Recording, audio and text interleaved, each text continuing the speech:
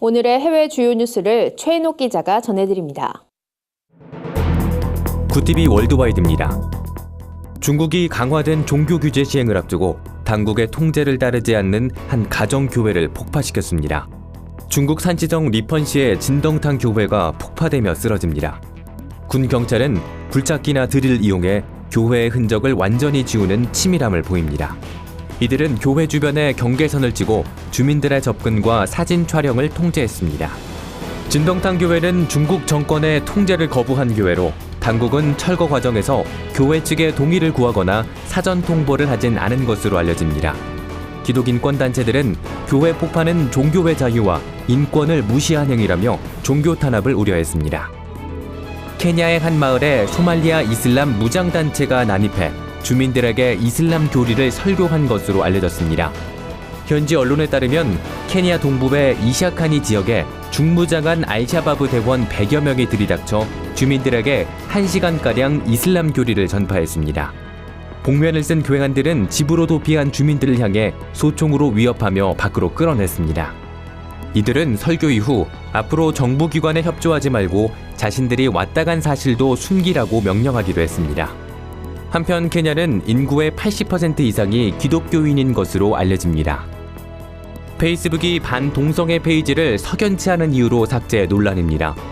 페이스북은 리치 펜코스키 목사가 운영하는 반동성애 페이지 워리어 포 크라이스트를 영구 삭제했습니다. 페이스북은 자살을 시도하려 했던 여성과의 상담 내용이 개인의 종교와 성 정체성을 위협하는 것으로 규정을 위반했다고 설명했습니다.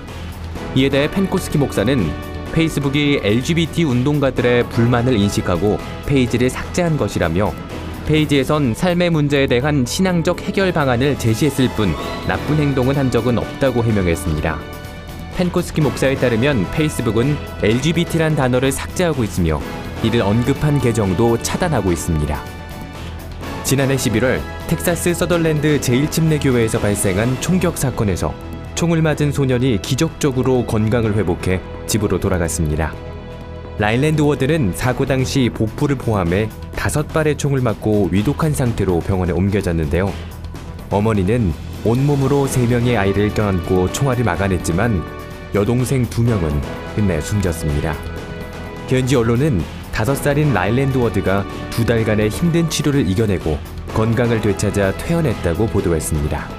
후원자들은 퇴원 소식을 들어 행복하다며 믿음 안에서 하나님의 아들로 성장하길 바란다고 응원의 메시지를 보냈습니다. 영화 드림걸즈로 잘 알려진 팝 가수 제니퍼 허드슨이 자신의 인생을 바꾼 책으로 성경을 꼽아 화제입니다. 제니퍼 허드슨은 언론과의 인터뷰에서 어릴 때부터 성경을 읽으며 신앙을 키워왔다며 성경에 한 번도 실망한 적이 없다고 자신의 신앙을 고백했습니다. 한편 제니퍼 허드슨은 오스카상을 받으며 인기 스타 대열에 오른 지 2년 만에 총기 사건으로 부모와 가족을 잃는 아픔을 겪었습니다. 허드슨은 가족을 추모하는 뜻으로 사고가 벌어진 집을 여성 쉼터로 개조하고 8년째 저소득층 학생들에게 학용품을 기부하며 선행을 베풀고 있습니다. 굿티비 뉴스 최인옥입니다.